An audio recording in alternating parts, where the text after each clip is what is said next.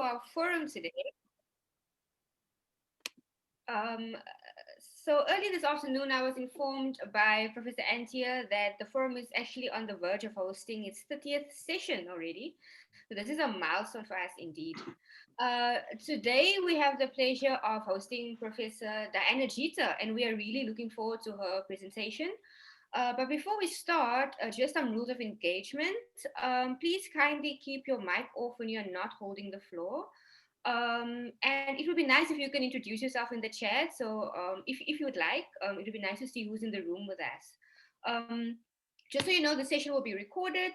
So if you would not like to be included, please keep your camera off. Just a note on the format of the session. The session is 90 minutes long.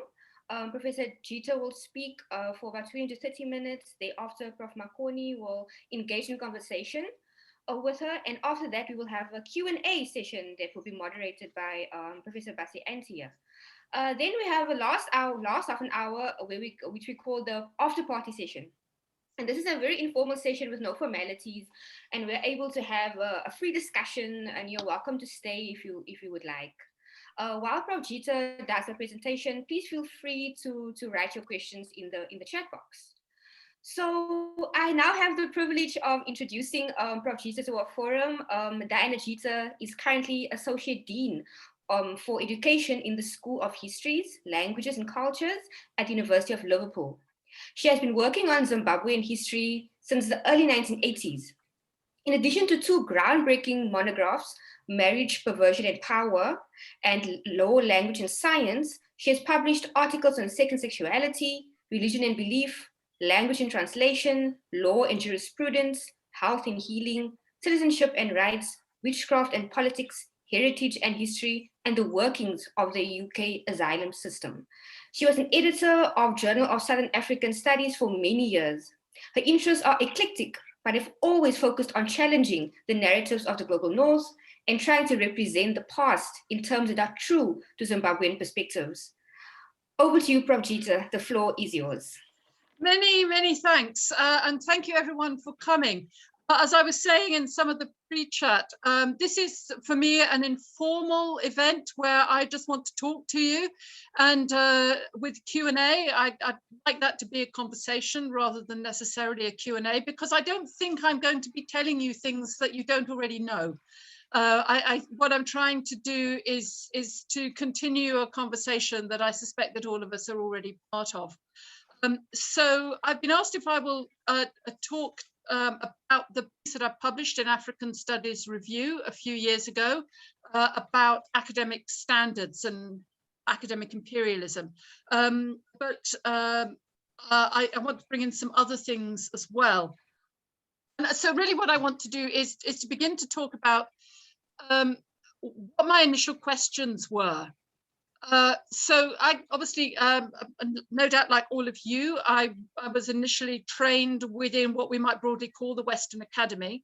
And it wasn't really until I went to Zimbabwe that I began to understand that things that I had learned as interesting ethnographic details about Africans, whatever that means, were lived experiences for many people.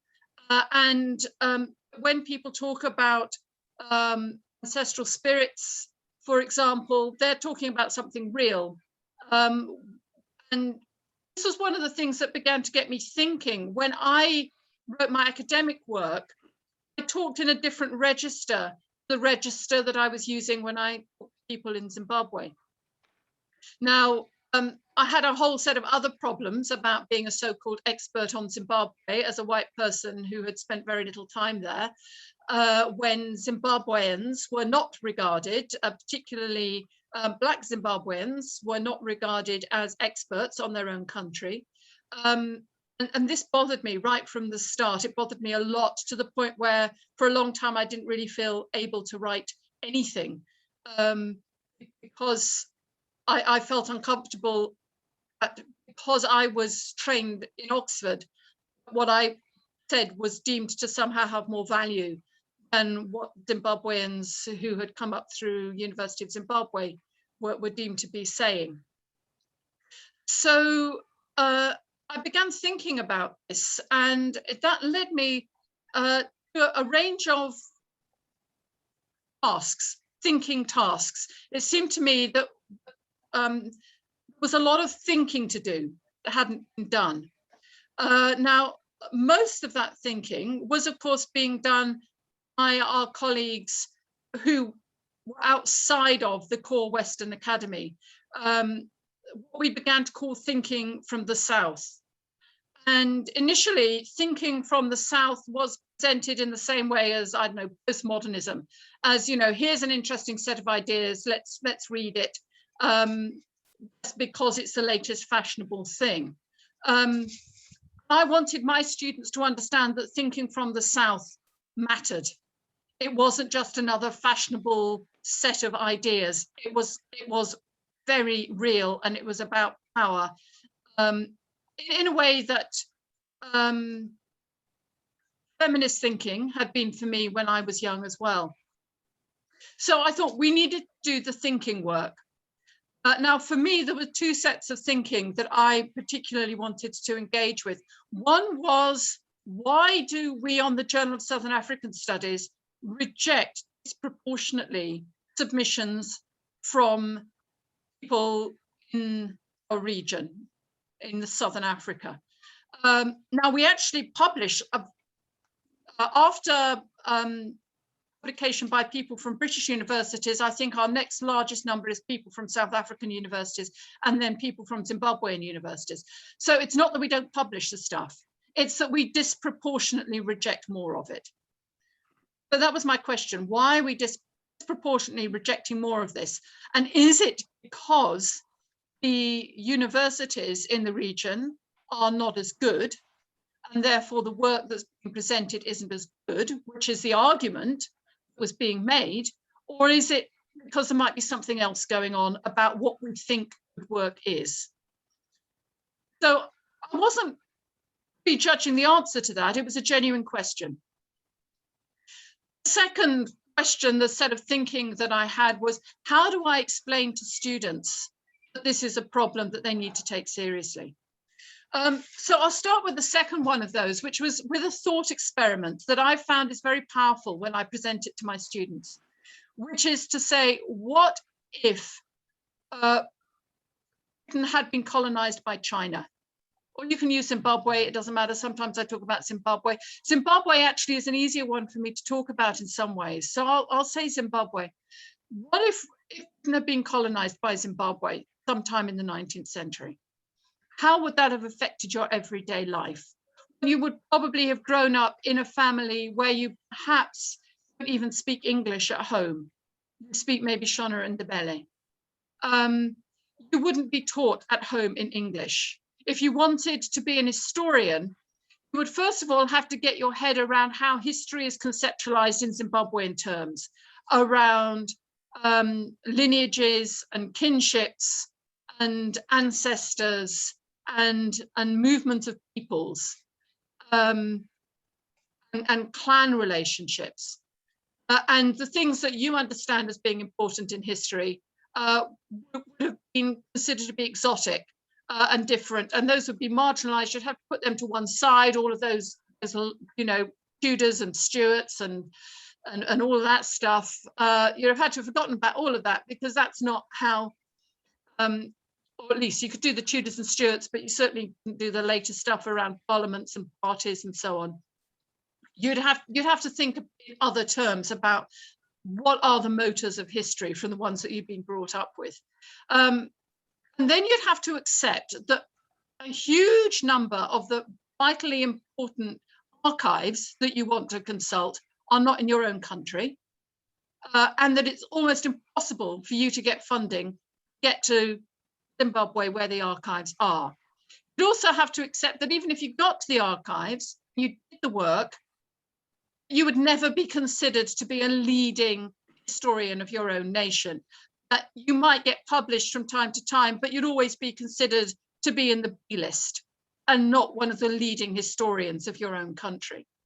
And I ask my students to think what that would feel like. And to be honest, those of them that are born and bred in the UK couldn't really even imagine it. Those that come from elsewhere in the world, from ex-colonized nations, imagine it all too easily. Most of my students actually can't even get their heads around, what do you mean? What do you mean? I couldn't be an expert in my own nation's history. When I get them to talk about it amongst themselves and sit with it for a while, and the penny begins to drop about the extent of epistemic violence that is being carried out in most of the world. And so that's where I start with the thinking when I think about what do we mean by epistemic violence. And it's this very basic thing of not owning your own knowledge. So then I go on to my second question, trying to diagnose why we're rejecting so many papers from the region. One of the questions I asked that I didn't see my colleagues asking was, is it because we are conceptualizing knowledge differently? Is it because of some underlying epistemic violence? Is it because some of the ways in which the papers that we're getting are working within a set of principles about what theory is and what knowledge is, that doesn't quite map onto how we are defining theory and knowledge in global north. Now, when I began to raise those questions, some of the pushback I got was, no, don't be daft. Everybody's into African modes of thought these days. African modes of thought are where we're at. This is what we're all about. So I thought, well, this is true. Almost everything I'm reading now is talking about the importance of using African modes of thinking and the value of African modes of thinking. So what am I missing here? Am I being, why doesn't this quite feel right? Then I realized that actually this fashion for African modes of thought comes from white thinkers.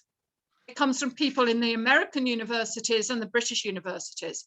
You're not seeing people at African universities talking about the importance of African modes of thought. And so it seemed to me there was a power relationship going on here, where what matters is who has the power to say which modes of thought are relevant at which given historical moment. And while we might see those change across time, so maybe 20 years ago, it was all about social sciences and data and empirical knowledge. These days, it's all about new modes of thinking and using African fluid modes of thinking and so on. It's always the same set of institutions that are defining what is the fashionable mode of thought right now. So what I concluded was actually that there is no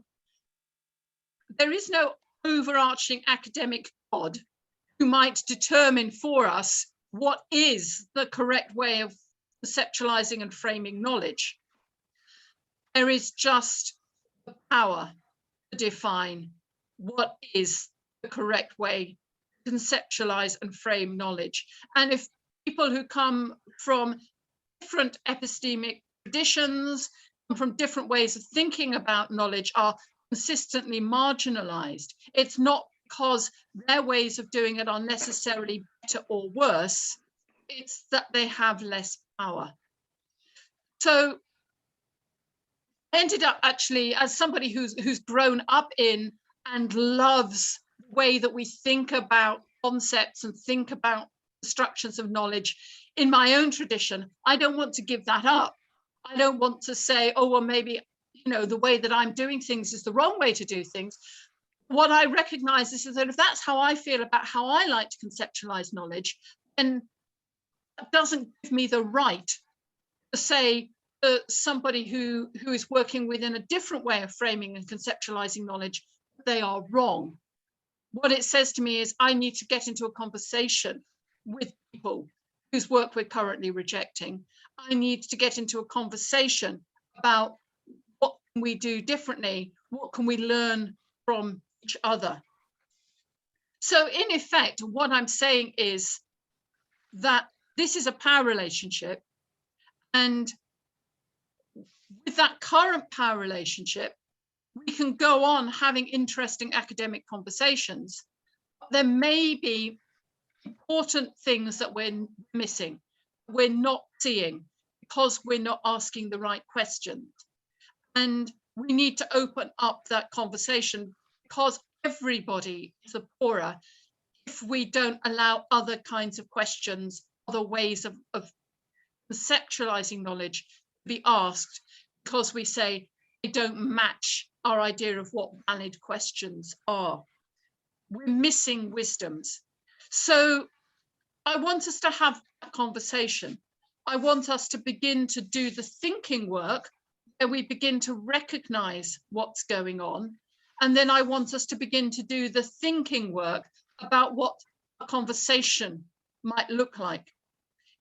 That conversation should be enriching. It does require power to shift. And it's very, very hard, as history shows us, to get people to give away power. That's what we mean. That's what we're looking at. We're asking people who currently have power to give away that power and to share it. I don't think that power is necessarily zero-sum game. But I do think that there is need for some power to be conceded in order to create spaces for other people to begin to move into that space. So I'm thinking, so where does this leave me? Well, I've got a whole set of shopping lists of things that I'm trying to do myself. I'm trying to persuade other people to do in order to open up the conversation. Now, one of the things that I've always said right at the start of this is we don't know where the conversation will take us.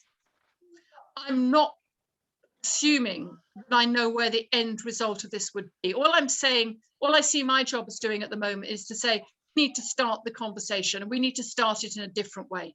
We need to start it in a way which isn't, which is what I've seen so much so far, which isn't people who run the journals, have the high impact factors, saying we need to help people in Africa or whatever our region is to be more successful in getting themselves published in our journals.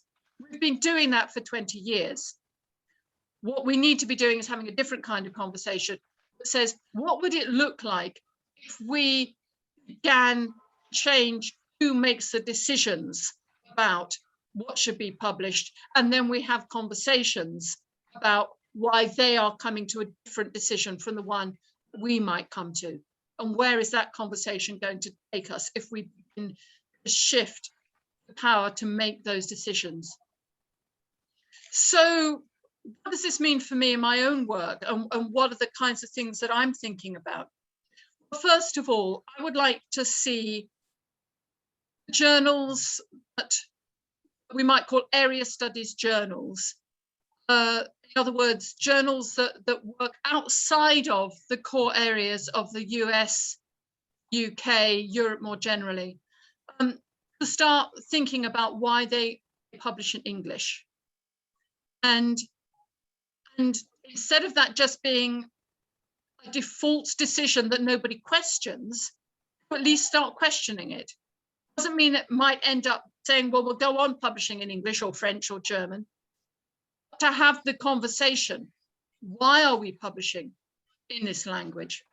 And to require a statement about why articles are being published in English, and that statement to include some recognition of the ontological or epistemological issues that this might raise. And that, for me, means thinking about particularly what words mean in translation. And my main interest, I've had this conversation with Sinfrey recently, my main interest is in lexical items. I think there are much bigger linguistic issues, but my particular interest is in lexical items. So thinking about, for example, what does the word education mean? That's something that I've written about.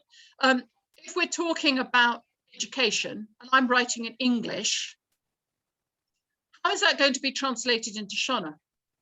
And historically, if we look at the words that are used for education in Shona, they are rooted, obviously, in a different tradition of education. So at the point where translations are made, at the point where missionaries in particular come in and start producing dictionaries that translate words and begin to settle on, well, what is the official word that we will use to translate education, for example? The word that they use for education is a word that means educating children in Shona society. And what you were teaching children in Shona society prior to whites coming in is a very different set of things from what whites meant by education. And this then becomes important when you want to start talking about development or civilization, which was a term that was used a lot at the turn of the 20th century when these words were being fixed. Civilization, development. Whites come in, they say, we want to bring civilization, we want to bring development. You are so lucky that we have come here because we're bringing you civilization and development. Aren't you pleased that we're here bringing you these things? What were they actually saying? What were the words they were using? It wasn't something that translated because there weren't those concepts are actually rooted in a colonial experience. You can't have those terms without growing out of the colonial experience. When you come to say, we've come to bring you development, you've already got a whole massive ideology embedded in that about whose civilization, whose culture is better, and how economics works, and how colonialism works. How are you going to translate that into local vernaculars? I don't think it was translated into local vernaculars. I don't think there was ever an effective way of communicating that. It was only understood actually as an experience of colonial power. So what looks like a translation is actually something that can only really be understood as a lived experience of oppression. So when we use that word educational, those words development in English in our journals, what are we actually saying? We've got a massive amount of history of oppression bundled up in that straight away. You can say exactly the same thing about justice. What does justice mean? We know actually the thing that Europe desperately needed to learn from Africa or to relearn was how reparative justice works. You know, Europe is just beginning to discover this all on its own. It's saying, oh, look, we've invented reparative justice. They're even going out saying we should go and tell the rest of the world about this wonderful thing, reparative justice, because they never really listened to what people were saying in colonial contexts about the possibility that justice might actually work effectively in other kinds of ways. So aid, development, education, justice, all of those, exactly. It's an ongoing debate. Because these are not simple words, they are words totally tied up with history and with power relationships. And only yesterday, I was in it was a book group. It was a local book group in Liverpool. Because Liverpool has a slavery history, that we were reading a book that Homegoing, some of you may know it. It's a novel about many generations of one group who weren't enslaved and the other group who were in Ghana, and what happens to them down the generations. You know, a completely lay audience, just a bunch of people who wanted to come to a book club in Liverpool ended up saying, well, actually, what does slavery mean in the local Twi language? When people were talking about slavery, what did they mean by it? So these are questions that we need to constantly be asking. What are the consequences of using English rather than of using vernaculars? So I think one of the first things we need to do is to challenge every time there is an assumption that there is some God-given right for all academic conversation to take place in European languages. What is the difference if we start to encourage writing in the vernacular? And of course, there has just been the first ever Shona language doctoral thesis accepted for a doctoral award. And we need much more of that. So then, next thing, a concept that, of course, all of you are going to be immensely familiar with, provincializing Europe. So then my questions are, well, what does this mean? In fact, what happens when we provincialize Europe, when we center Africa? Well, one of the things is changing how we use language. There's lots of other things we can do as well. Again, I'm not saying these things will necessarily end up with where we want to be as academics trying to understand. Let's try it and see what happens.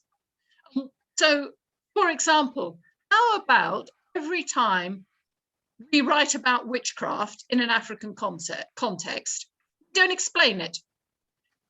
Decolonizing the mind. That is exactly where this started for me many, many years ago when I first read that. When we write about witchcraft, let's not explain it. Let's just assume everybody knows what Africans mean by witchcraft. And then if there are people who don't know what witchcraft means in an African context, we'll let them keep on reading, work it out for themselves from the context. No, when you write about it, it should be obvious what it means. They can do the work. They can work it out for themselves. However, if you're writing about family and you mean nuclear family, perhaps you should explain that. Explain all the complexities of how a nuclear family works and how it's different from how a family might work in an African context, and how the dynamics of ownership of property and so on might be different within a nuclear family. Let's not assume people know what a nuclear family is. And let's not assume that people don't know what witchcraft is. Let's change the way that we write. Let's change the audience that we're writing for. Let's just see what happens when we do that. I don't say we need to go on doing it forever. Let's see what happens when we try to do things differently.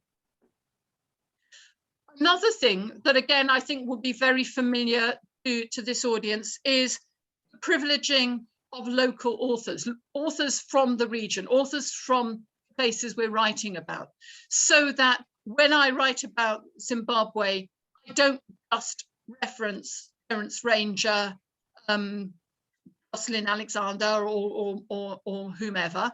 I start with the people that are born and bred in Zimbabwe, many of whom may be white, who are actually the Zimbabweans. Let's start with what they say on the topic, and then let's use the way that they frame their thinking. It doesn't mean we have to use it and adopt it. Let's start with engaging with those ideas before we start engaging with the ideas of someone like Terence Ranger, or indeed myself. And this is a step that I think is immensely important.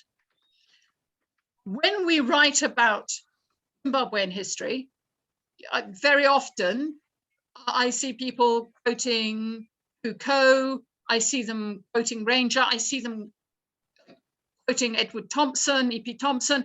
I see them using thinkers from Europe to frame the way that they are thinking for themselves. And I think that's very fruitful, and I'm all for that. What I want to see is people in Europe using Sabelo Gatcheni Ndlovu, using Mamdani, using people that we don't even really think about at the moment because we don't quote them often enough.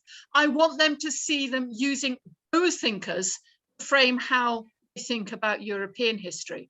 Because let's face it, Africans, Asians, people in the Caribbean, they have been expected to use thinking about history that has been framed by Europeans forever. They are expected to use the thinking of Terence Ranger, the thinking of E.P. Thompson, the thinking of Foucault. thinking which has developed in the global north, they are expected to use those ideas to frame their thinking in the global south. Well, that should work the other way around as well. Now, interestingly, I was having this conversation with colleagues at the University of Liverpool recently. I said to them exactly what I've just said to you. And in the questions afterwards, one of my colleagues said, well, I can see the point of, he works on Eastern Europe. He said, I can see the point of using like my thinkers from Eastern Europe who are usually marginalized. I can see the point of saying that they should be used to think about Western Europe. He said, it would be absurd for me to suggest that we should use thinking about Zimbabwe to apply to Europe. And I didn't say anything. I just looked at him for a moment and I could see the penny slowly dropping. If that's absurd, why isn't it absurd the other way around? If it's fine to expect Zimbabweans to use European thinkers, you're going to have it, either you don't do it either way, or you do it both ways. You can't have it one way and not the other. It was really interesting to see that penny drop. He just said it would be absurd to use thinking from Zimbabwe to apply to Europe. Well, if that's so, why isn't it absurd to use thinking from Europe to apply to Zimbabwe? As it happens, I don't think either are absurd, and I think we have much to learn from each other. The point is that until we start trying to do these things, we won't really know what's absurd and what isn't. The point is we haven't even tried it yet. So let's try it before we start saying what's absurd and what isn't. This is a process of finding out what different ways of thinking can offer to each other. And I don't want to get to a point where we're saying, oh, well, you know, we should dunk all of the learning from the Enlightenment, all of the Western ways of thinking, because personally, I have found them immensely valuable, and I guess that all of you have as well. My point is, let's try to share things a little bit more and then see what we're left with and what we want to keep and how we want to work together. And I saw a fantastic example of this recently in a seminar, well, a webinar, an online seminar run by the Zimbabwe Historical Association. Very good presentation about liminality and borders and border people on borders. Brought in absolutely routinely as part of that was a discussion about the role of ancestral traces, what influence they may have on how people behave and how we can understand what happens at these border places. And I have never in a European university seen anybody talk about ancestral traces in that way. And it was immensely fruitful. It opened up a whole new way of thinking about how people existed in these border liminal spaces and new questions that might be asked about how to trace those histories that would never, ever, I think, been asked in a European university that I've been part of. So this for me was an immensely valuable thing about having a Zimbabwean dominated historical perspective. It was because it was the Zimbabwe Historical Association, so it felt like a safe space. It was possible to have that conversation. Finally, I do think that we need to keep analysing how and why we are using theory in the ways that we are. So these questions about which I begin to taxonomize in the piece that you may have read, the piece that I published in African Studies Review, different ways of using theory, some of which are acceptable within the fashions of the global north and some of which are not. So theory can be about testing ideas, taking a hypothesis and testing it. Theory can be about fine-tuning taxonomies. What exactly do we understand and mean by X? Or theory can be about how does this case study help us frame new questions and develop new theories and new approaches, which is what's currently fashionable in the global north. I think we need to keep asking questions about what are the values of these different approaches, and not assuming one is better than the other, but that they do different things. I think we should publish much more in the South, and we should publish much more jointly as well, I think, so that nothing that I try to now to ensure that nothing, I haven't been entirely successful, but I try to ensure that things that I publish now are co-written with somebody from the South, so that it's not just names of scholars in the global North that appear in the high impact factor journals. But I think we should also publish much more in the journals in the South. We should write more in vernaculars, those of us who can. I can't, I would need my work to be translated. And I have so much envy and respect for my colleagues who write so fluently in English. It's not their mother tongue. We should do, for historians, we should do more real-time archival collaborations, where the way that we read in the archives is done in collaboration with people who might read them differently. So I was asked if I would talk to about now. So I think that's the main things that I wanted to say. And as I say, what I'm trying to do here is throw out ideas rather than, you know, say this is how things should be done. I'm really just sharing my concerns with you all. Thank you very much, Diana, for this breathtaking presentation on your thoughts. And I'd like to invite Sinfri Makoni to engage with you in a conversation. Sinfri? Yeah, thanks a lot, Basi. Diana, thanks a lot for this stimulating conversation. I want you to help me think through a couple of issues. Let me start with the first one. As I reread your article on academic standards, you kept saying on a number of occasions that South Africa is slightly different. So, for example, you talk about that in the Journal of Southern African Studies, there was a large number of submissions from South African-based academics. And in some cases, you say, oh, this doesn't apply to South Africa. Why is South Africa different? And is it different? Well, it is definitely different.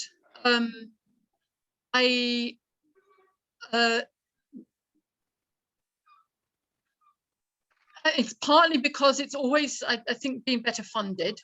And it's been funded and staffed by people who are very close to what we might, you know, Sinfri, you and I have had this conversation before. What is the word that we use to describe this Anglo-American power bloc, which also includes parts of Australia and other bits of the world? But South Africa, as a set of universities, so the historically white universities, were very closely linked into that global north, that Western academy, and were well funded, and were always working within the same conversations. Whereas the universities elsewhere in the Southern African region were much less well funded, and even where you had, for example, the College of the Rhodesians in Nyasaland, which was reasonably well funded and did attract some very good academics from the UK. They were still limited in what they were being asked to do in terms of inculcating critical thinking amongst the students. So there's more of a tradition of critical thinking in South African universities, I think, and indeed in many other things than there was in the University of the Rhodesians and Nyasaland. And I think that has something to do with it. I haven't studied this in detail, and I pick this up anecdotally, and there may well be people here who know more about this than I do. Okay. I do not to focus too much on South Africa. It will be interesting in the discussion what the conversation about the internal publications within South Africa illustrate about issues about ontology and epistemology, etc., and how these things work out. I'll leave that for the time being. The second question I have, which I want you to help me think through, I understand the argument that says there must be some writing in local vernaculars of in terms of academic publications. But that's what you say. But at the same time, Diana, you point out quite effectively in this session and in your writing that the translation of some of the terms into Shona, like education, justice, and to some extent even marriage, etc., may be European renditions of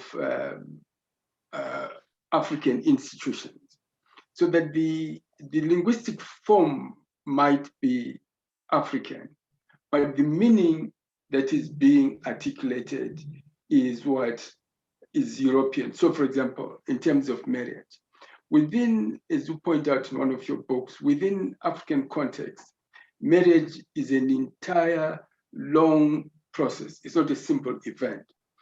But when it is translated into Shona, from what we can call a Europeanized indigenous view of Shona, it's more like an event.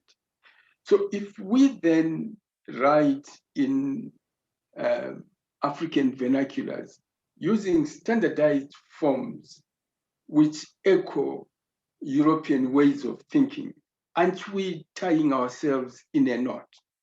That is such a good question. Yeah, this is why I keep having this conversation, because we need to think these things through. And I don't think there is an answer to that, because, as I keep saying, this is a process, and it's a process not just of thinking, but actually of power. And so what then emerges depends upon our struggles. And of course, a lot of this thinking I'm taking from Foucault. So, here we are, that a European thinker is helping us to think about these things.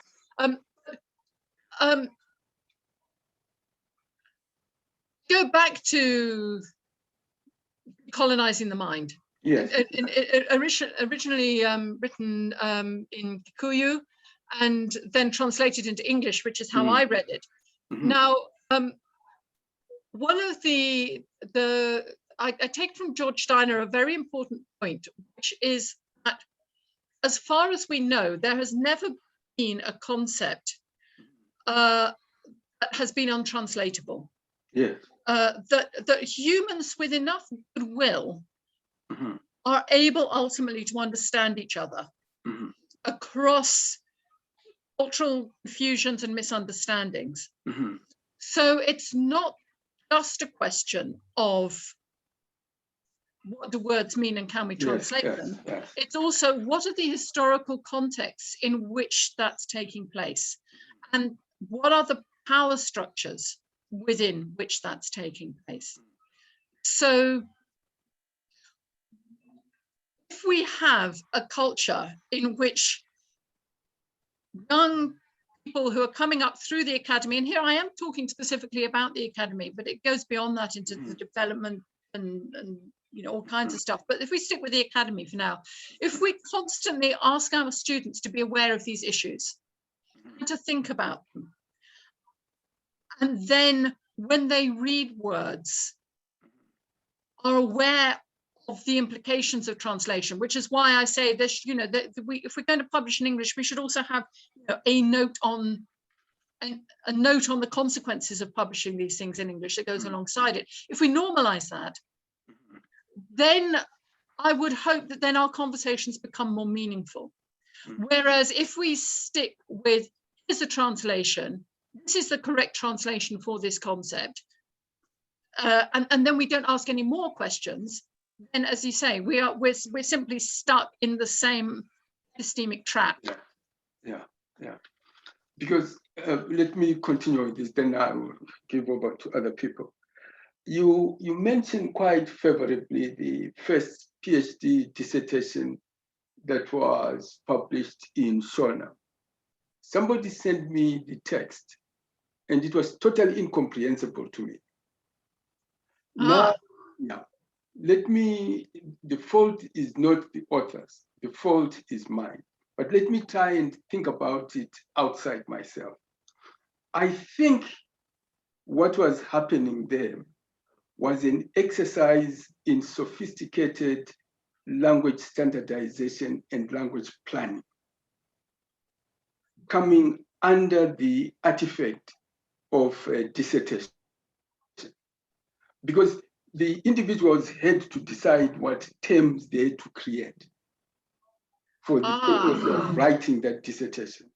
Some of those terms might not have been there in the Shona register. So they're expanding the academic register. So they ended up being both judge and jury on the purposes that they were created. Yes. So I was completely at a loss about what to make of it. I liked the symbolism, right? But I wasn't very sure myself what the arguments were. But that is not important. What is important is the argument that I'm now going to make.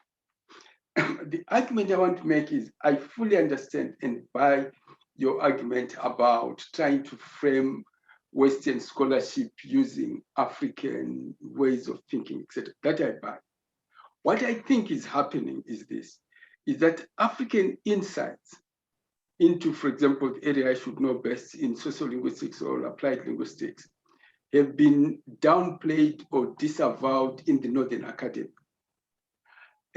We knew, for example, about multilingualism, and we were writing about language ontologies way back in the 1990s in South Africa. Yes. But only now that they've become popular that those issues come up. Yes. So in a sense, what seems to happen is that African insights are lost, and at times they eventually come up when they are patented as European ideas. Yes. And multilingualism is a classic case in point. Yes. Yes, and another example that I was given recently is how to manage rapid city growth. Mm-hmm. And there's masses and masses of fantastic research from Africa on this. It's not being used by the people who are suddenly inventing this. And there's a comment that's just come up now, which is a brilliant comment, and I want to address in a moment. But it's being completely ignored. The work from Africa is being completely ignored, and I completely agree that this goes back to my point. This is about power. Yeah. It is entirely about power, and if we, and this was my problem within the Journal of Southern African Studies, was I was pointing to a set of power relationships which nobody wanted to look at, because that makes everybody feel uncomfortable. As long as the conversation is about standards or academic conventions, people are happy to have that conversation. When you say, actually, you have got privileges that you don't want to give up, nobody wants to have that conversation. Can I just pick up on the absolutely vital point about talking about Africa in a way that suggests that Africa has a monolithic or uniform view of things? Exactly, exactly. And it is a shorthand that I'm using here in the same way that I'm using Europe as a shorthand here. Is it part of the problem, the way in which knowledge, sort of the geographies of knowledge groupings again are defined by a European worldview that sees Africa as a monolithic bloc, and talks about Africa as a monolithic bloc. There are political advantages to that, a Pan-Africanist response to many things. So politically, sometimes one wants to talk about Africa as a bloc. In these conversations, it is actually almost invariably unhelpful, very difficult to find one's way around.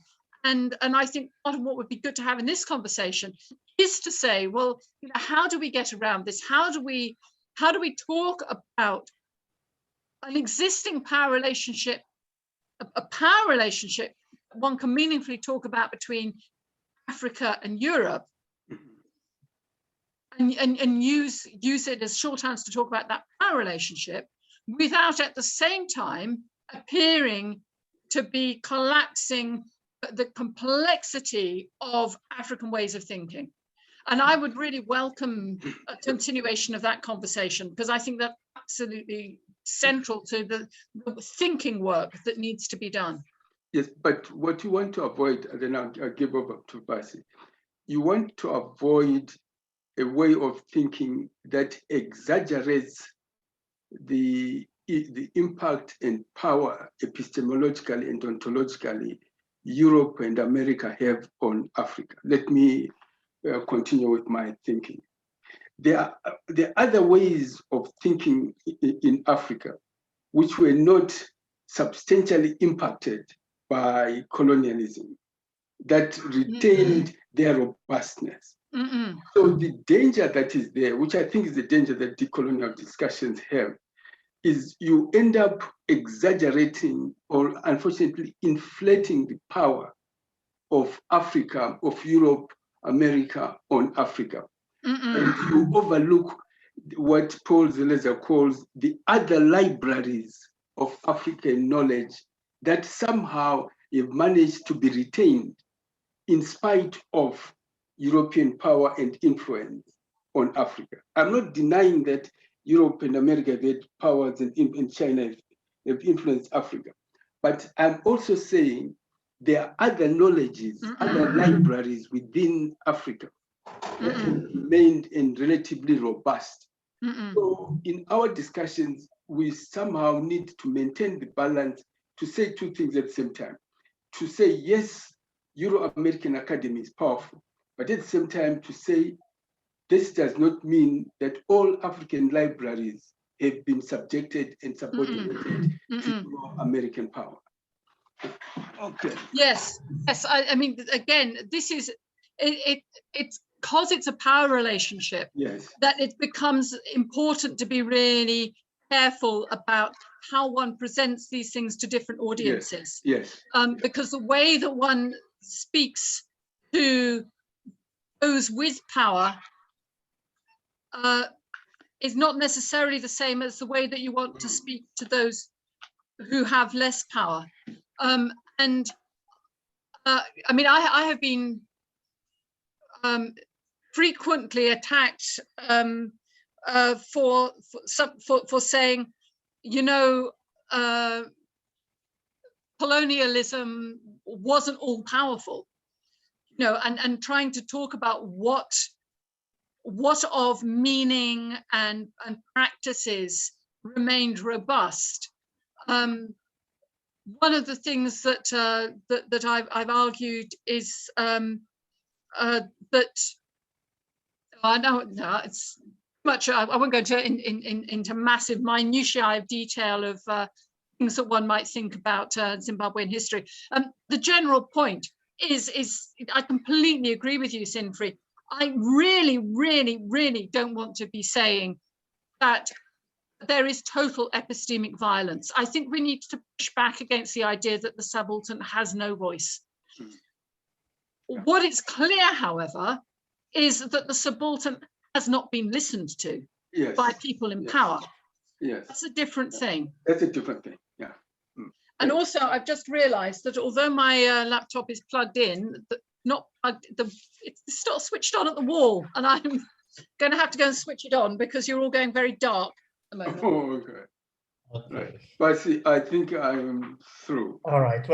When she comes back, then I'll. Yeah. No, I'm back. Oh, great.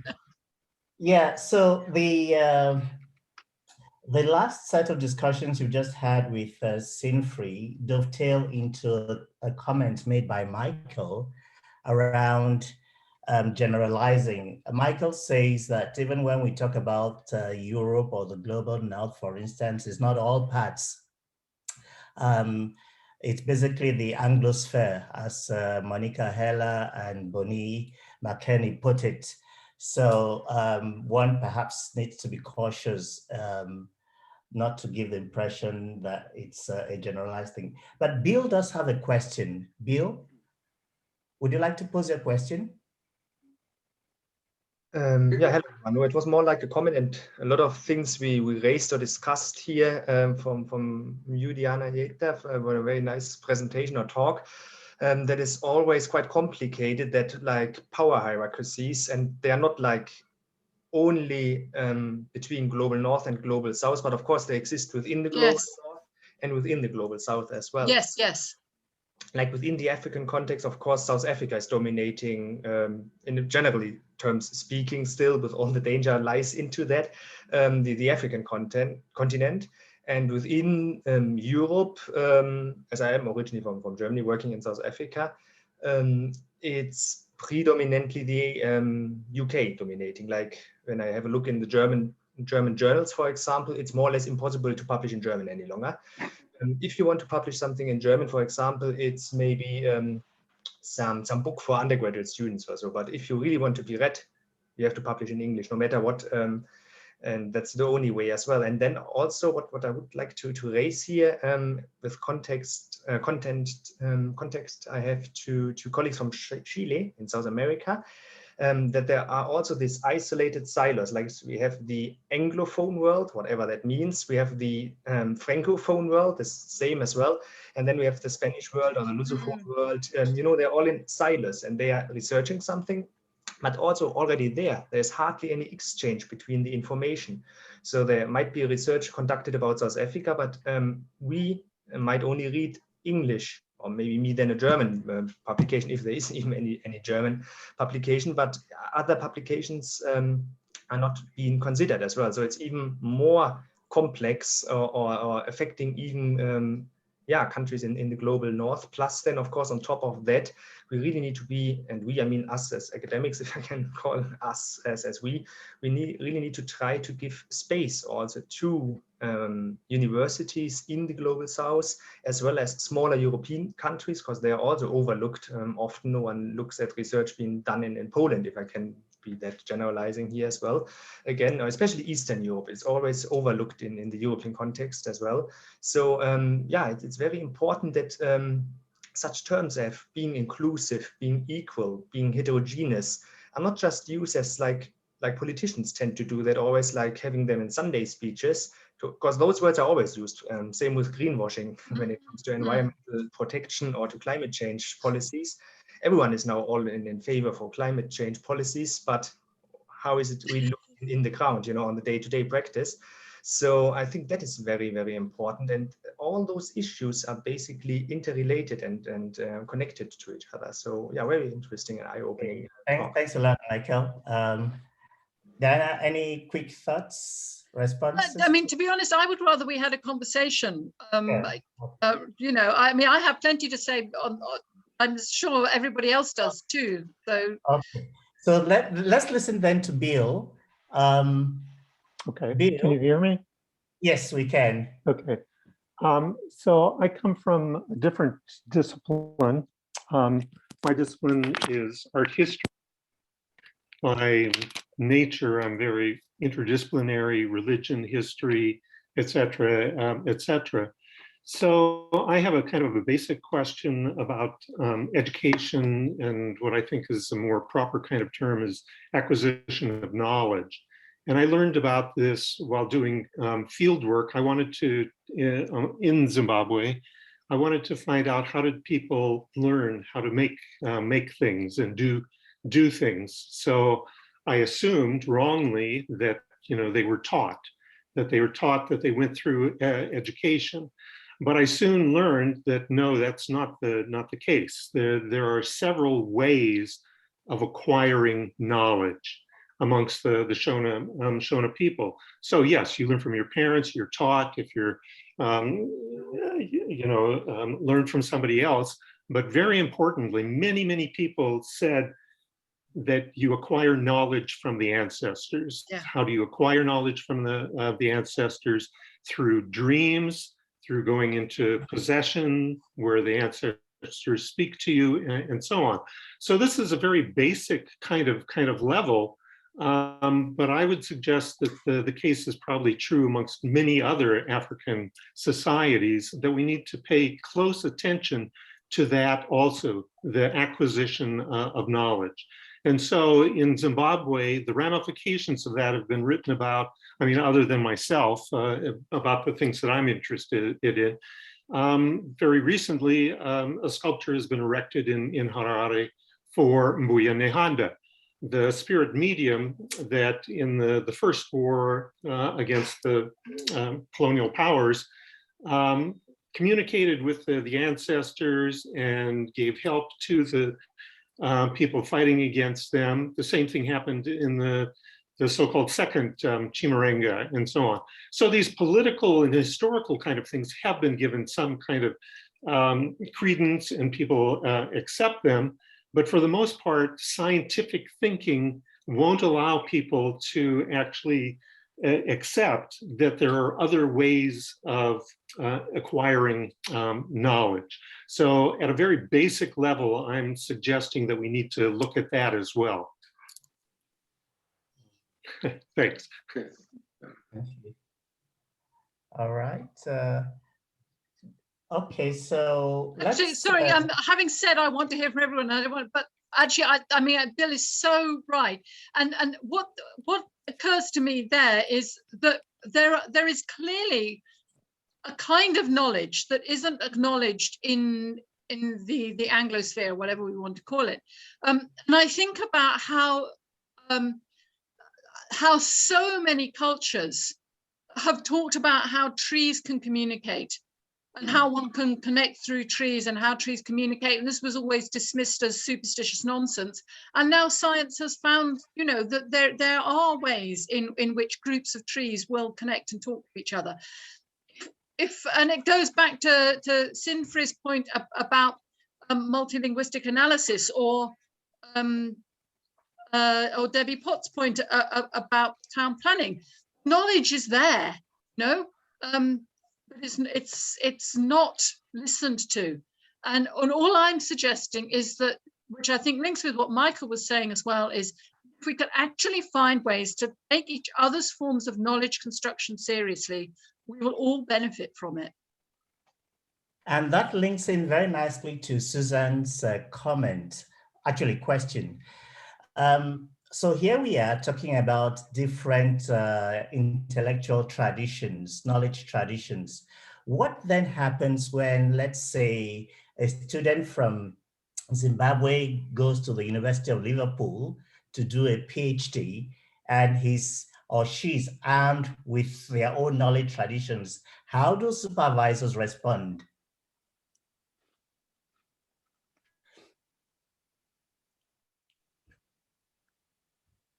I don't know whether other people want to respond to that. I was thinking of your stories of your own studies as well.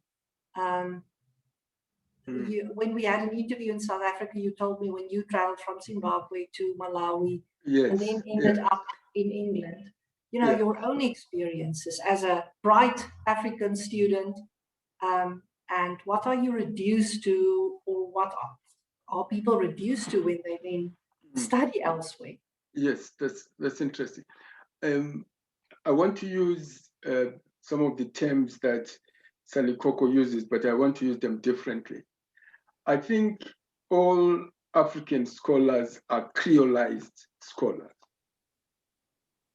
What I mean by this is this: they are an amalgam of different traditions. I know some linguistics, but I bring to bear on that linguistics my experiences of narratives, myths, etc., and all other things that I have learned by growing up in a different site. So the linguistics that I bring, if it is to be helpful, should be seen as inherently creolized. A linguist, an African linguist who only knows linguistics, but does not have that background, is not worth their salt. Because there's nothing useful they will bring to bear in terms of their engagement with the rest of the world. So what the supervisor has to do is to be able to say, what are the key questions that are being raised by this creolized scholar on the discipline of linguistics? So for example, what Bill was talking about, acquisition of knowledge, etc. If you have that art historian student who knows those particular set of questions, they can then ask, what is the adequacy of educational teaching, etc., when you overlook these other traditions, which are inherently part and parcel of this particular person, right?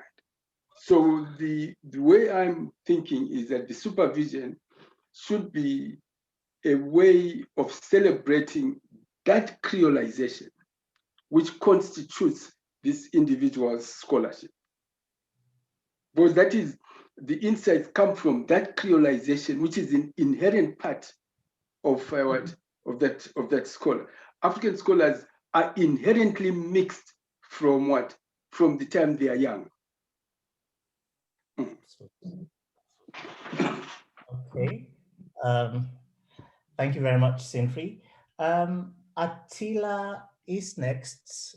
Attila, you have a comment or two?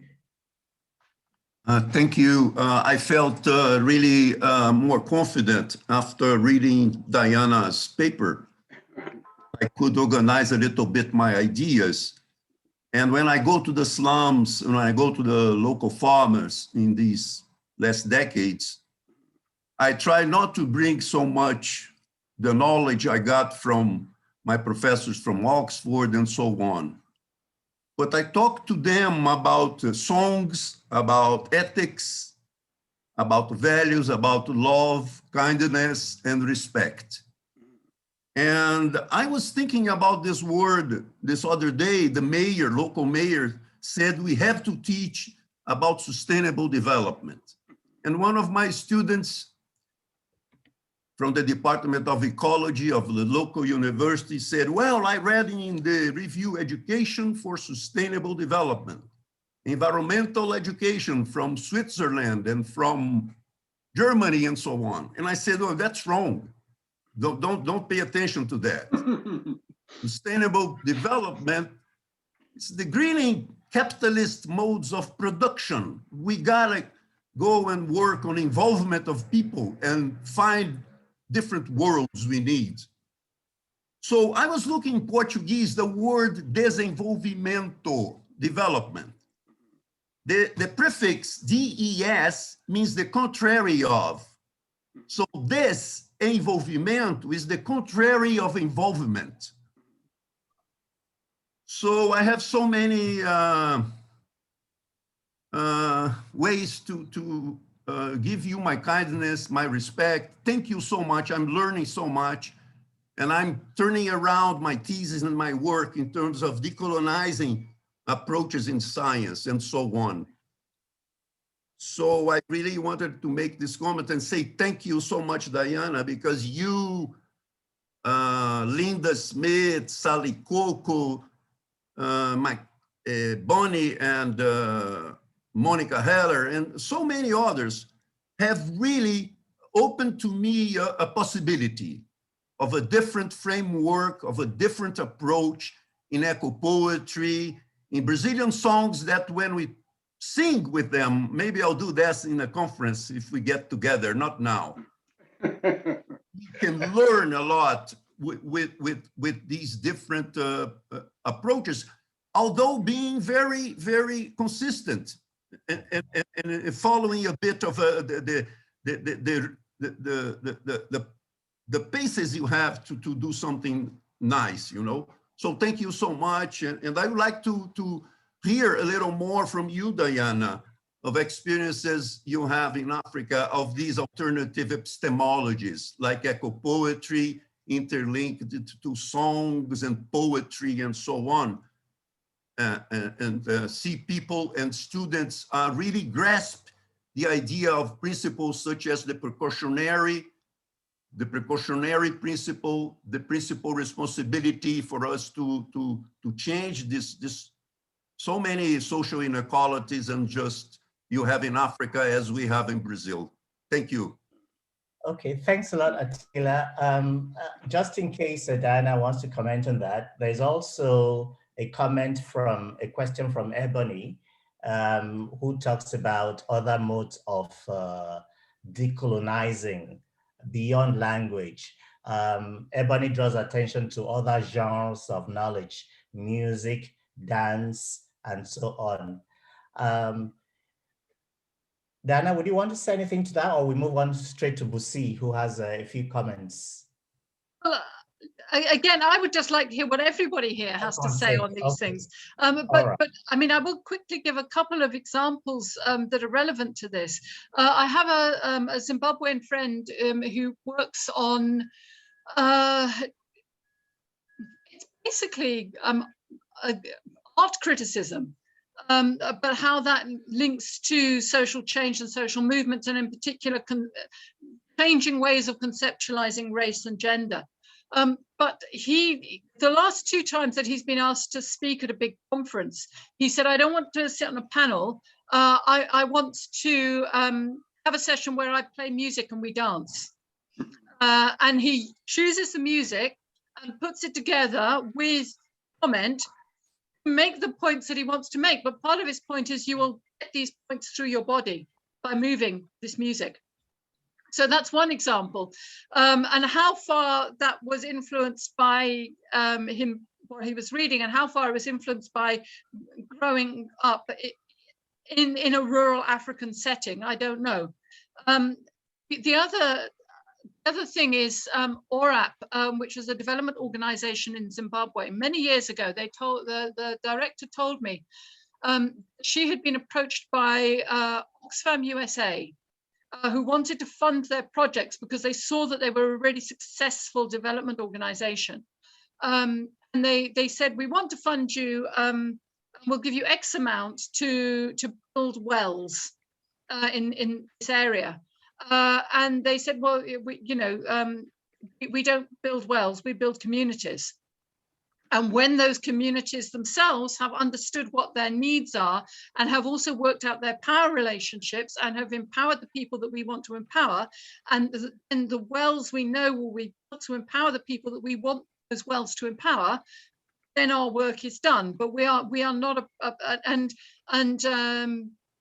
and they said, so if you want to fund us to build wells, we don't want your money.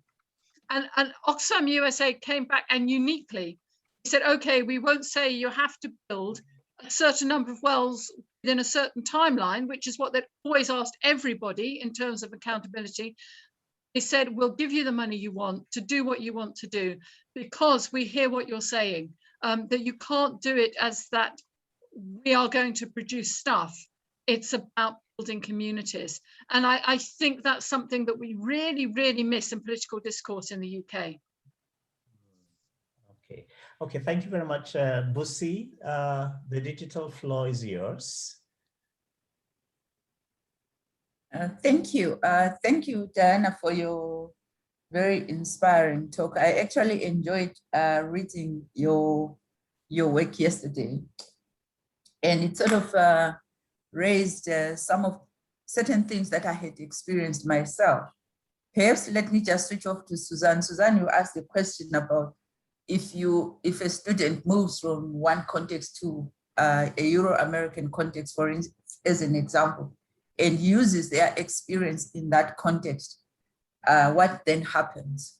I can answer that question from my own experience as a young lady in London studying at SOAS, where it was an assignment in syntax. And I felt that the generative grammar, the theory of generative grammar did not capture the nuances of my own native language. So when I was giving examples, we are given an assignment. So I wrote the assignment, gave examples and said, well, that kind of theory doesn't necessarily capture this. And needless to say, my own knowledge as a native speaker of my own language was dismissed. And the explanation was that the theory of generative grammar is universal and it captures all languages. And therefore, I couldn't have been right. And that wasn't just me. There were 2 Black students in that class. There were about 20 of us and 2 students from Africa. One was from Mozambique. Both of us failed that assignment. We also failed the phonology assignment as well, because the tones and intonations that we're supposed to mark in what was said, we marked it differently because we felt that in our own native languages, it was going to manifest itself this way. He was a Sitsonga speaker, and we pretty much came very close, which explains because our native languages were African languages. So there was close intonation in how, so in our markings, we're very close to each other, but we failed those assignments. So in essence, our own local knowledge was dismissed in that context. Obviously, we had to develop strategies to pass.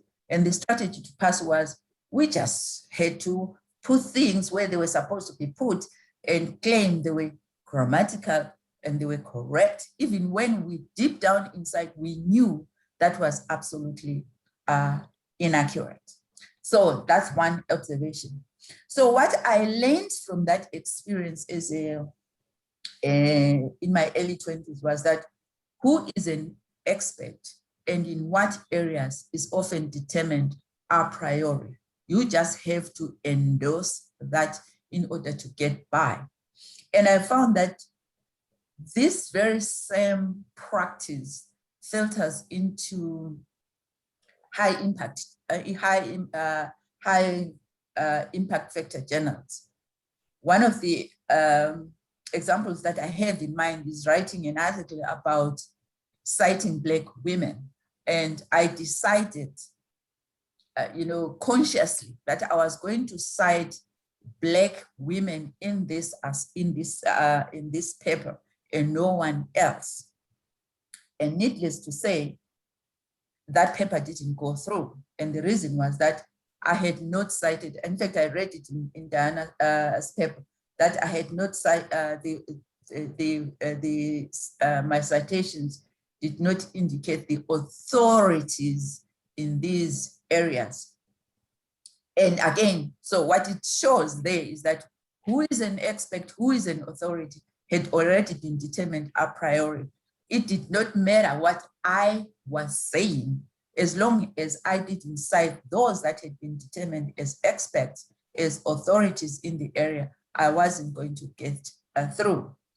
And my other experience, which has made me question even the idea that writing in your own native language could be helpful, I honestly doubt that, again, from experience.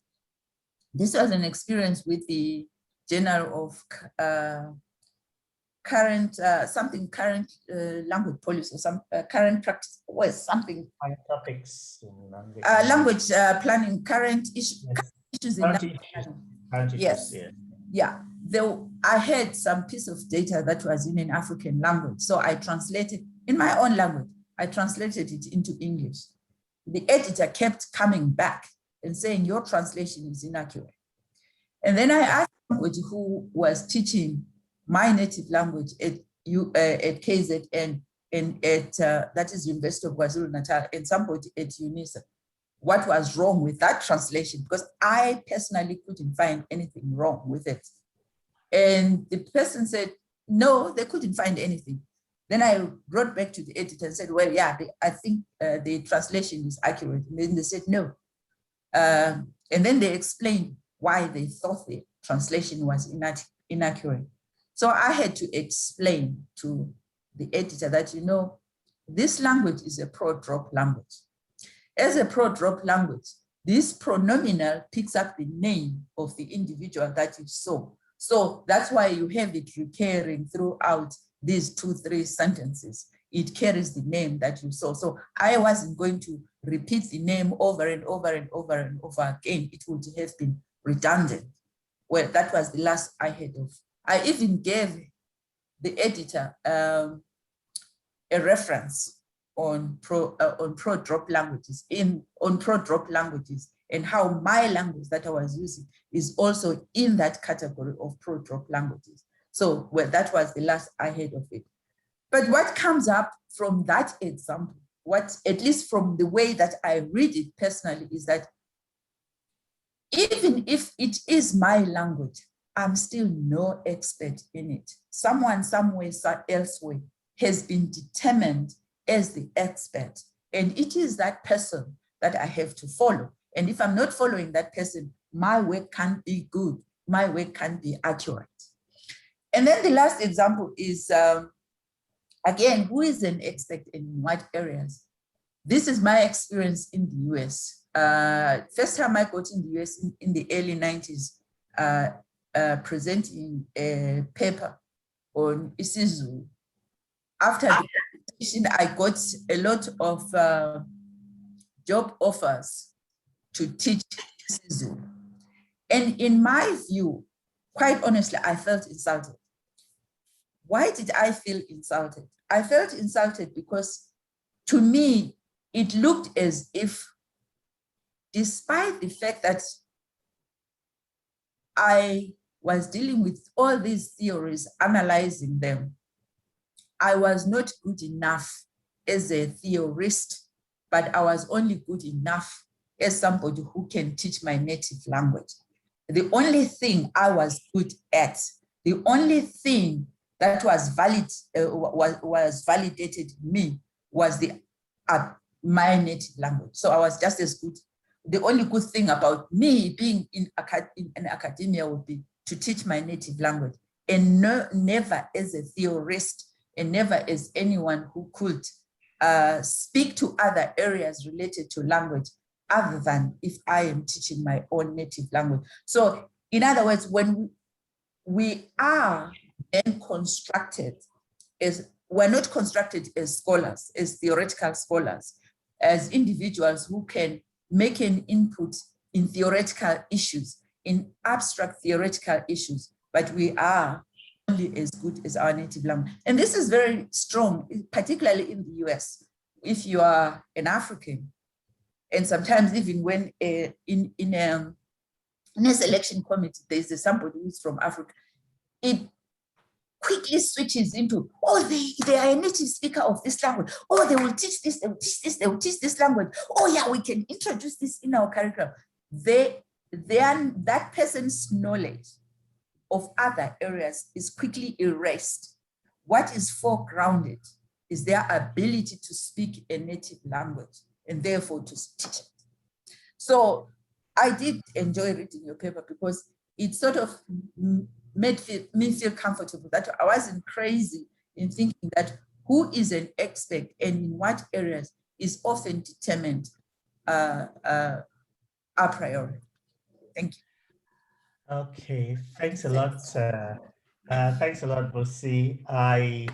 As you spoke, I saw Dana nodding. So I guess she's in total agreement with everything you say. There are two comments that have to do with editorial policies. Just before I call on Stephanie to pose her question, Ashraf has sent me privately his question on a similar issue. And Ashraf says, some editors rationalize the exclusion of Southern scholarship. And even worse, they rationalize the peripheralization of Southern scholars constructed by racist blind viewers.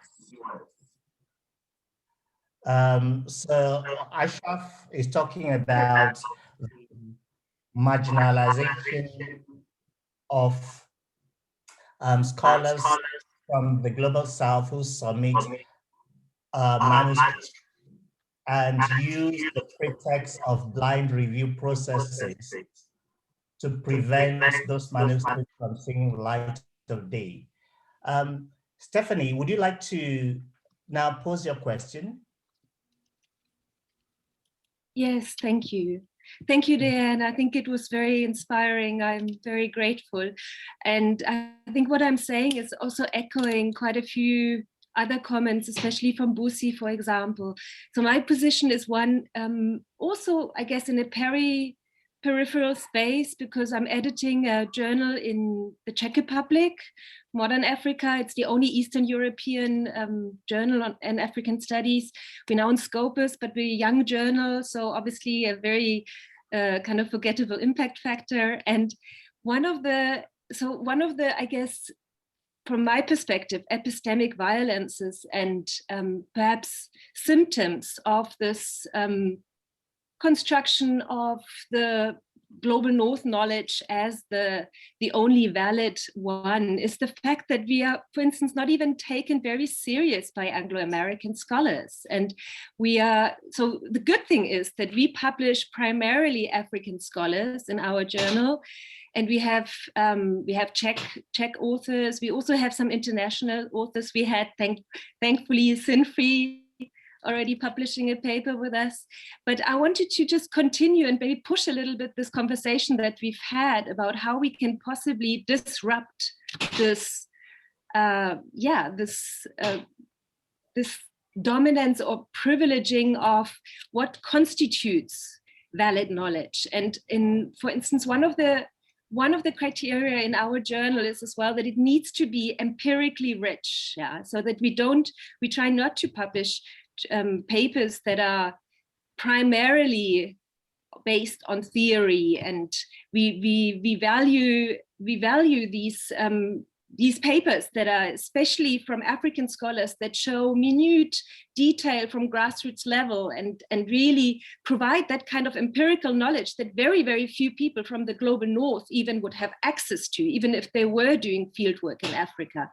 And the problem that we encounter then is we always have two reviewers. One reviewer I always choose from the local context, an African scholar, but we also try to obviously have one reviewer that is somehow a renowned scholar in that field. And it's the regular occurrence that, of course, then the one renowned scholar would come with the criticism that it's conceptually weak and theoretically weak, and the analysis could have been pushed further and these kind of things. So I think perhaps one of the ways we can disrupt as well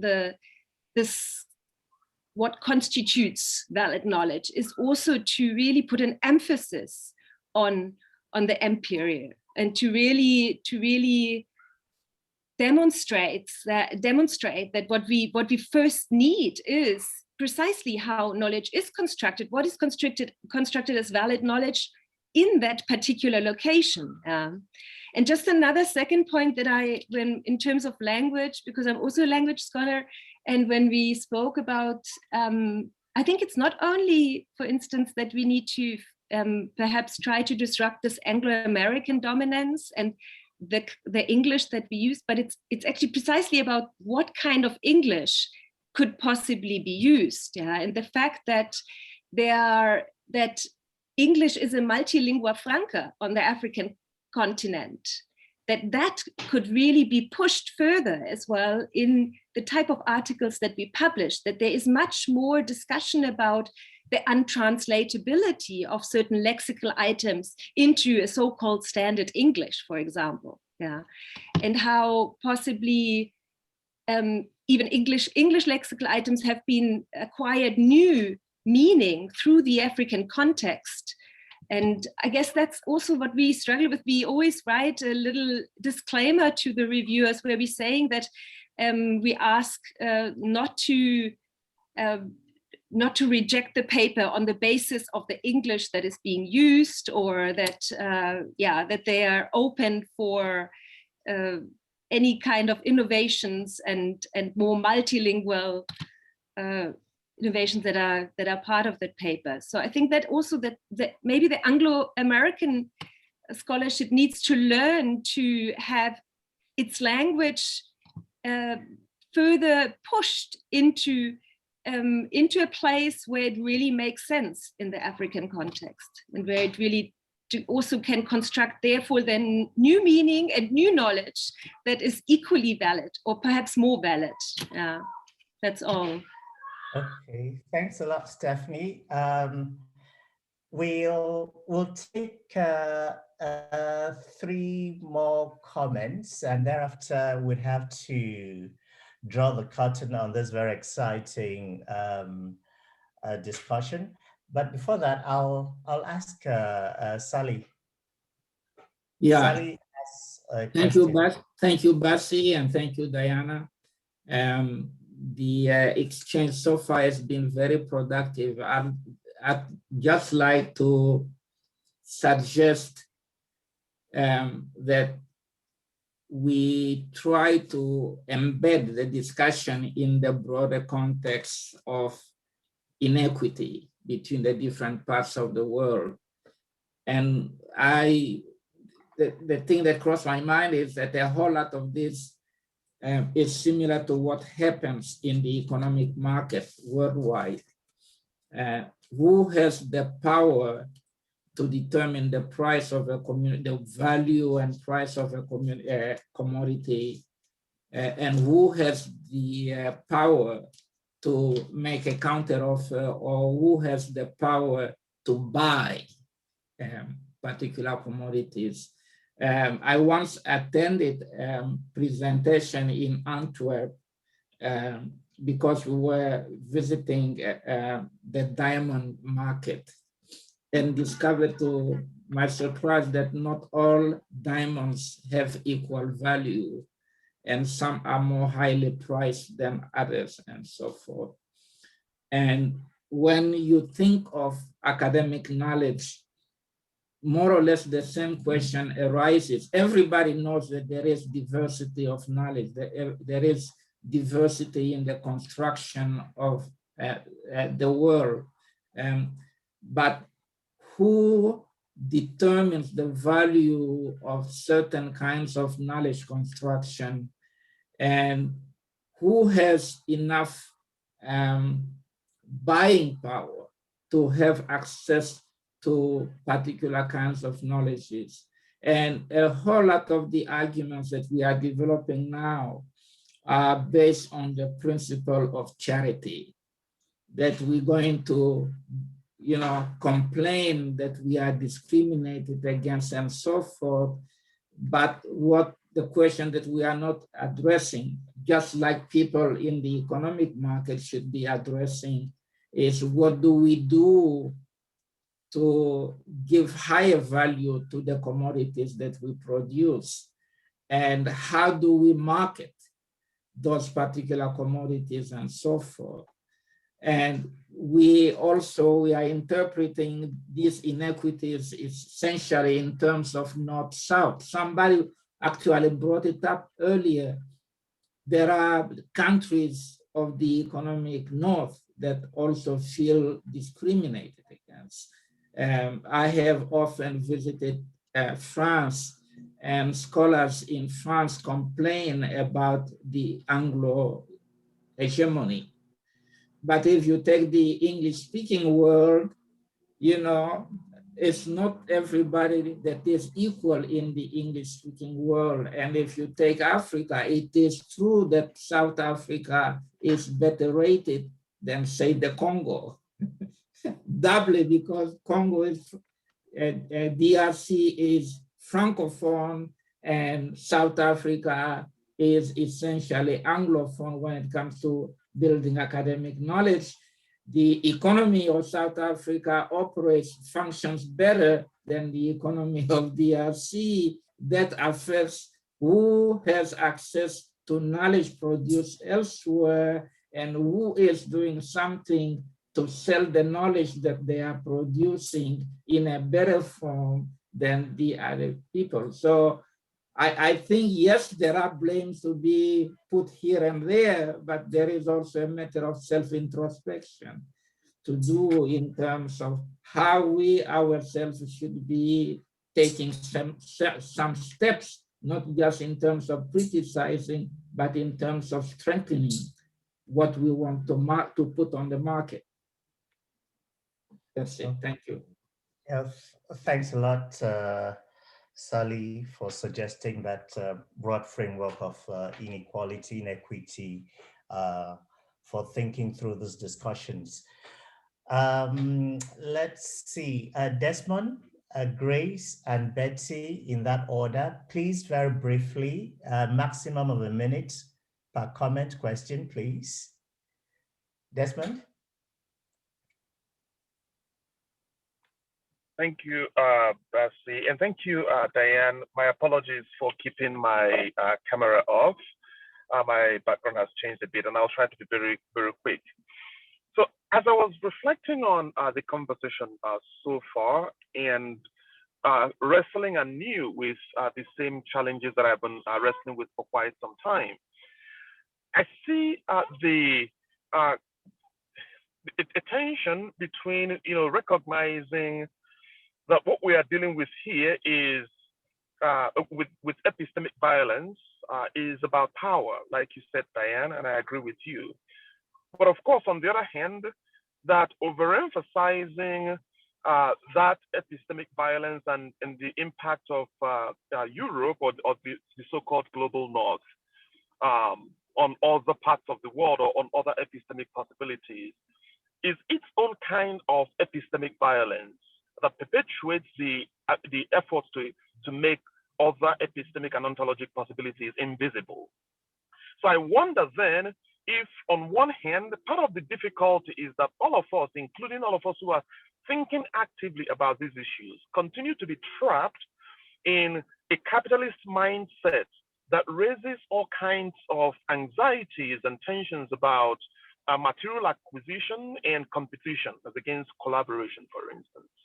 And secondly, I also wonder if perhaps one way we can deal with this is for any one of us who recognizes this to model yielding that the privileges that tend to be associated with our access to our colonial knowledge or colonizing knowledge. And I'm thinking about this in very practical terms as someone who grew up in a Christian home in Nigeria, but also recognizes the ways that Christianity has been used to damage other African religious traditions and cosmologies.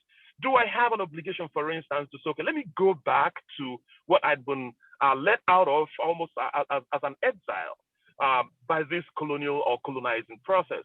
And one can do the same thing, not just only with religion, but also with education and even the economy. And in doing that, I wonder if it is possible for us to even get away from conversations about publication, because I imagine that much of the funds of knowledge we're talking about here are not often presented in terms of publication. So I think that there might be ways that we can get into that space of discomfort that I think you might have been suggesting just by talking about not even defining terms at the end. So moving away from some of our familiar territories as academics, for instance, that might have its own power. And I wonder if it might begin to model for others who are still coming into this process to begin to take seriously that which is often rendered invisible by this system that we are all embedded in. Well, thank you so much for this wonderful conversation. That is so important. Thank you so much for saying that. And I'm still struggling with that myself so much. And I think this is where the conversation needs to go next, is we challenge these power relationships. We also begin to model in multiple different ways, other ways of doing our work. Thank you so much for that. I see Grace Hampton wants to talk. I'll make it brief. Okay. Diana, I want to thank you for having the integrity and the honesty to speak frankly about this situation. The situation is larger, and I think you've alluded to this, than just linguistics, education. This is an issue of the world, with those people in power and those people not. So I I am your fan now. I will read everything that you have written. And I would like to, after this discussion, talk about how the visual artists have dealt with the issues you brought forth. I don't want to do it now because we have to end, but I will talk later in the open discussion. Thank you so much. Thank you very much, Grace. And finally, Betty. Thank you so much, Diana, for everything. And some of the speakers that have made comments before me have touched on what I wanted to talk about, but I just want to highlight one more thing. Going back to me, it looks like what you have mentioned, it's really a monopoly. The issue of diversity, equity, inclusion, and justice is at the core of this, because even talking about this last point now, how the knowledge is presented, how it is preserved, those who have the power decide what gets in and how it gets in. And this whole thing of diversity, equity, inclusion, and justice is just a cute, most people are taking, some of the institutions are taking it as just a cute thing to say, oh, we are diverse, we have the faces. When you go to our website, we can show that we have this. And people like myself, like Busi touched on that. I went to SOAS. What she told my story, the SOAS story, and she also told my US story.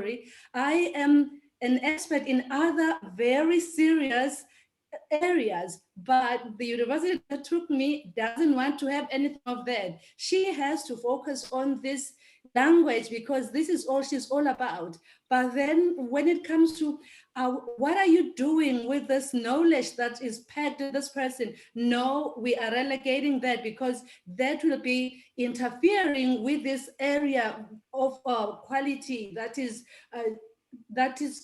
supposed to be given to the chosen few or the ones that are in power. So I appreciate your work.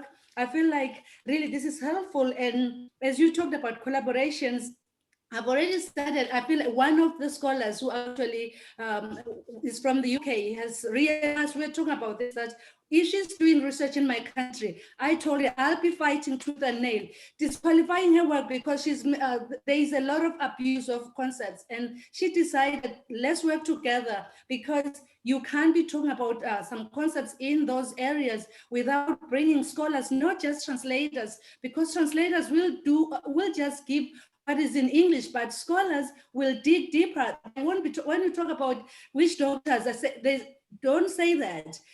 There is a lot, and when you say Inyanga or traditional healers, don't go there. There are levels, talking about spirituality, Christian. Oh, I'm sorry, I'm just excited. I'm the last one, I have to stop there, but I thank you so much, because this is just cutting the sword and paving a way for us to start talking about these conversations, knowing that those in the publishing field, we have Diane who is also saying this is not right. There has to be a correction. Thank you, and I'm sorry. I'm just excited. I'm the last one. Thank you. I'm the princess. I'm putting the full. Well, thanks a lot, Princess Betty Dlamini, for rounding it up so very nicely. Let me yield the floor back to Sinfree for thanks, a word. Yeah, thanks to everybody for their comments. I fundamentally disagree with Sally Coco that we are just complaining. I think we are taking these issues very seriously. And what we are trying to map out are ways of engaging with a very powerful academy, both in our local context and globally.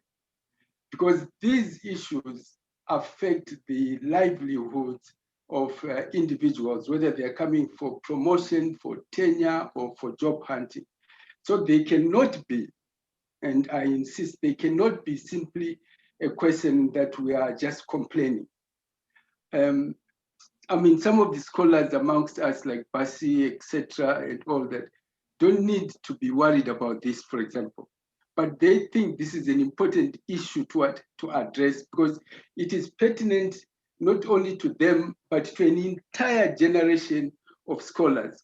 And I would like to argue that unless and until African scholarship is completely liberated, Western scholarship will never be able to realize its full potential.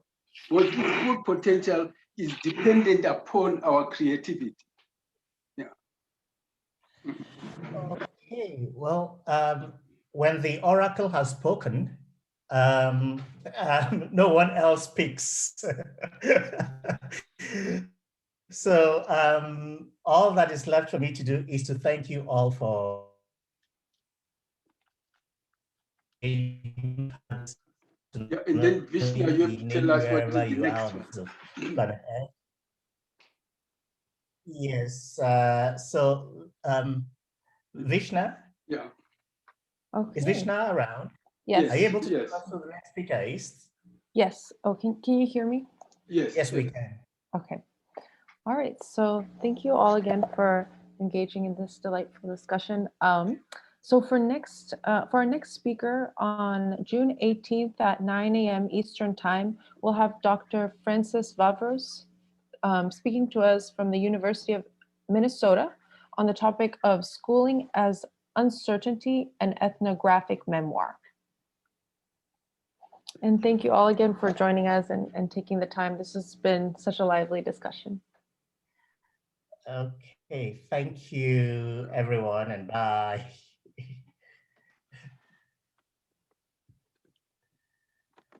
So, Diana, sorry, I'll need a title from you, please.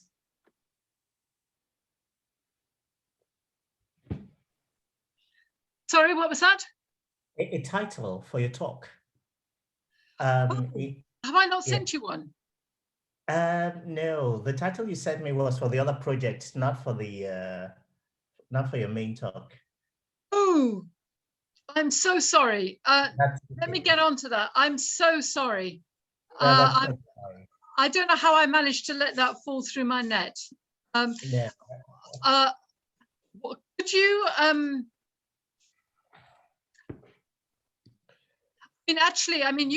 you could in a way, you could tell me what you want me to talk about. Okay, would you be able to access your email? Well, this is my problem. This is what. So I've got my personal email, but I can't look at my work email. We're actually going to be back a week on Monday, so I can access my emails a week on Monday. Because I don't know whether you. So we're currently on strike, but from Monday we're going to be on action short of a strike. So then we'll be going back into work and we'll be reading our emails. Okay, we were hoping to publish